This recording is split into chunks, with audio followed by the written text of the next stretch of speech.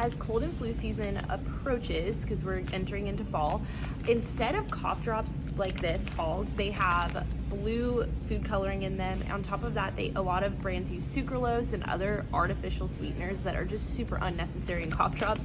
I'm at Walmart, and one of my favorites is Beekeepers Naturals. They don't have those here, but this Wetherspoon Organic Manuka Honey Drops, these are the ones that I would probably go for at Walmart because they're organic. They do have cane sugar in them still, but there's no artificial dyes or anything like that.